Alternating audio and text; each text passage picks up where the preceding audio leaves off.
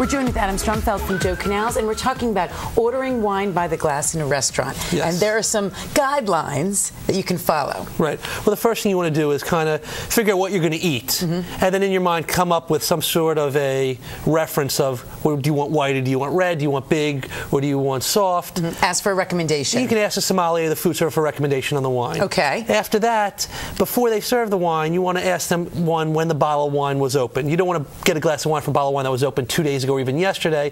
And if for some reason they said it was open yesterday, don't be embarrassed. Say, you know what, I want a glass of that wine, but I want it from a new bottle. Please open a new bottle. All right. And lastly? You want to check the price of the glass versus the price of the bottle. If it's a glass of wine, if it's wine that you know you like and you've had before, it might make fiscal sense to buy it by the bottle as opposed to the glass based on their markups. Perfect. I love it. Thank you, Adam Strumfeld from Joe Canals.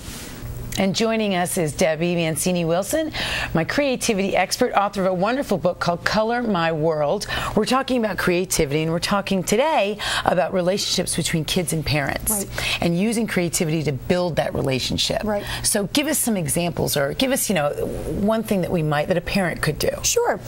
One easy thing to do is to make it a recipe. Sit down and start a little project with your kid and write a recipe on a 10-step recipe on how to get to know me better.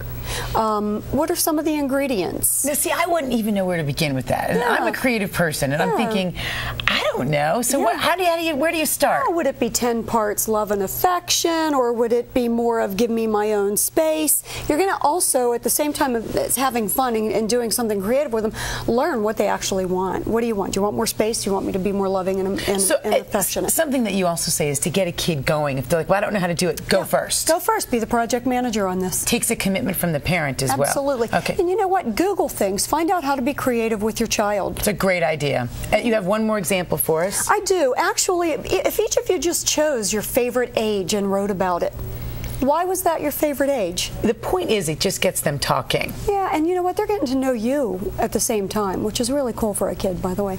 So an 8-year-old or a 10-year-old can relate to their favorite age? You bet. Or, I'm even thinking, or their favorite experience, their favorite time, their favorite vacation. You pick. That's the beauty of it. You can choose something different each time you sit down and do the exercise. It's never the same twice. I like what you say, though. Have the exercise and make sure you do it, whether it's a daily basis or a weekly basis, but Absolutely. get going. Get going. I love it. Debbie Mancini-Wilson, my creativity expert, and that's Better Living.